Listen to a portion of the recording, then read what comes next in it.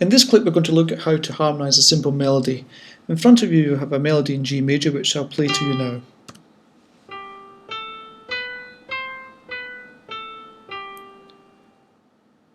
In order to harmonise this melody we're going to use just the primary chords, that's to say chords 1, 4 and 5.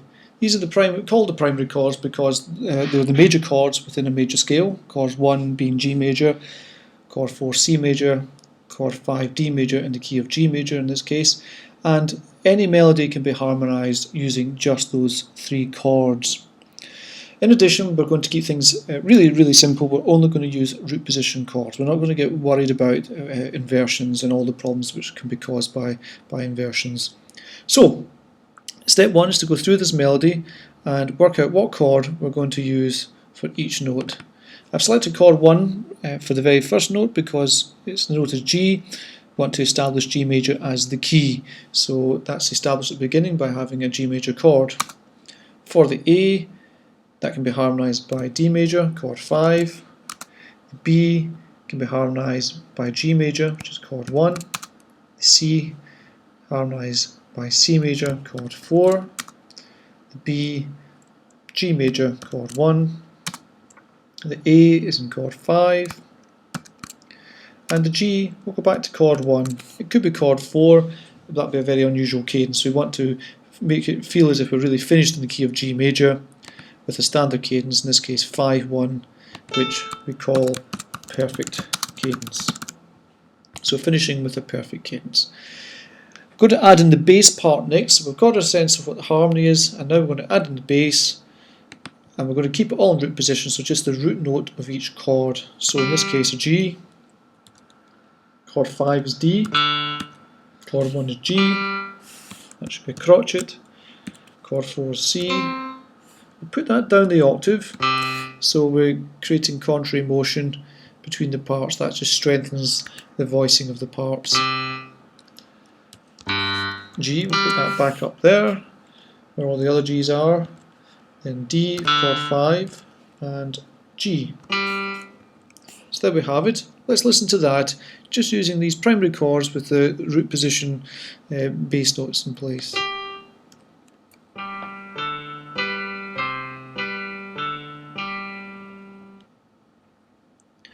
Okay, what we're going to do now is add in another two parts. We're not going to do this in SATB, which is the normal way in which most textbooks will get you to do things.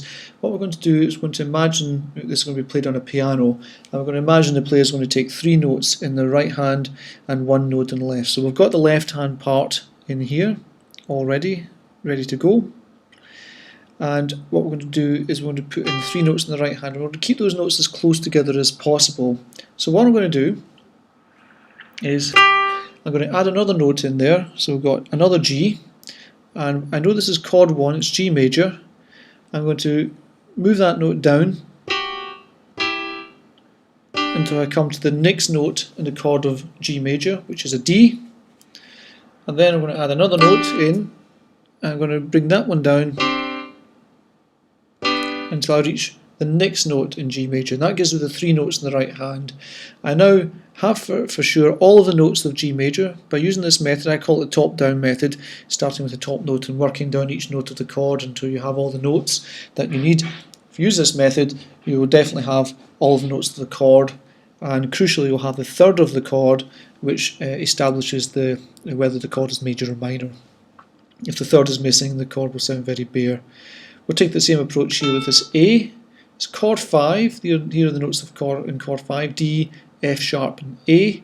I'm going to add a note in. I'm going to move that note down until I get the next note of D major coming down, which is F sharp. I'm going to add another note in. And I'm going to move that down until I get the next note down in D major, in the chord of D major, which is D.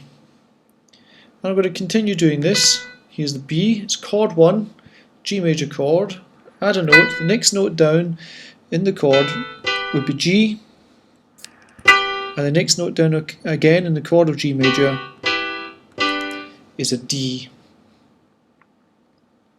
I'm going to do the same again, chord 4, the next note down in chord 4. The notes here are C, E, G. Next note down will be G, and the next note down again will be E, back to B, to create G major,